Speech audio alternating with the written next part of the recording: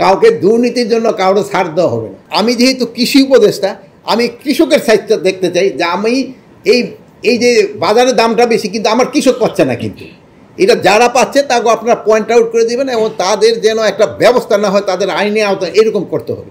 তারা কিন্তু সমাজের একটা উচ্চ শ্রেণীর লোকই, কিন্তু তাদের এটা বুঝাইতে হবে যে এই জনগণকে কষ্ট দিয়ে কিন্তু কোনো লাভ হচ্ছে না, আর এই কষ্টটা হচ্ছে কিন্তু সাধারণ জনগণের।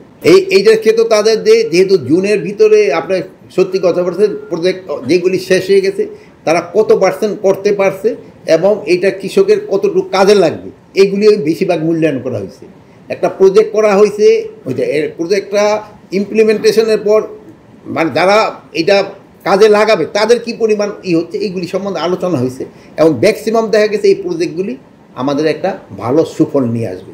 যেমন ধরেন কিছু কিছু আছে, যেমন ধরেন আমরা এখন চেষ্টা করতেছি যে বৃষ্টির পানিটা ধরে রাখা যায় কিনা, খাল খননগুলি যেহেতু অনেক সময় আন্ডারগ্রাউন্ড ওয়াটার নিতে নিতে কিন্তু আমার নিচের পানি হয়ে যেতেছে, আমাকে এইসব পানিগুলি ধরে প্লাস এই যে সার ব্যবহারটা, আমাদের কিন্তু সারের ব্যবহারটা বেড়ে যাচ্ছে, এই সার ব্যবহারটা যেন কমে।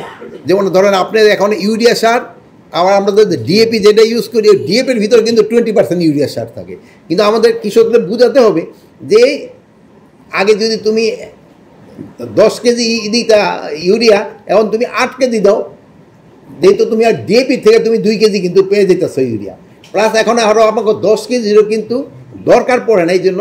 আর প্লাস আমরা একটা সেটা অ্যাপও করে দিচ্ছি, আপনি খামারি অ্যাপ, এখানে ওই জমির ওখানে দাঁড়ানোর পরে সে বলতে পারবে এই জমিতে কি ধরনের সার লাগবে।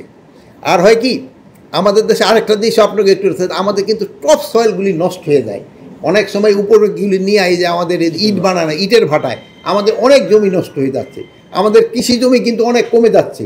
এগুলি কীভাবে সুরক্ষা করা যায়, যেমন আমাদের রিসার্চ করা, কোনো জায়গায় গেলে খালি কনস্ট্রাকশন তো কর, আমার তো জমি লাগবে, খাদ্য উৎপাদন তো জমি লাগবে, প্লাস রিসার্চের জন্য জমি লাগবে।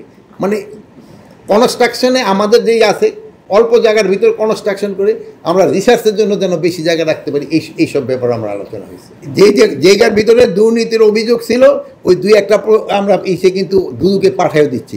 কাউকে দুর্নীতির জন্য কাউকে ছাড় দেওয়া হবে না, দুর্নীতির জন্য ছাড় দেওয়া হবে না। যেহেতু আমি 1-2টা কথা সবসময় বলি যে আমরা দুর্নীতি ওইরকম লাগাম টেনে ধরতে পারি নাই, প্লাস মাদকেও আমরা কিন্তু ওইরকম লাগাম ধরতে পারি নাই। এটা যেহেতু অস্বীকার করা তো আমার উপায় নেই, যেহেতু আমি দুর্নীতি তো লাগাম ধরতে পারবে, বাট চেষ্টা করে যাচ্ছি কতটা কন্ট্রোলে আনা যায়।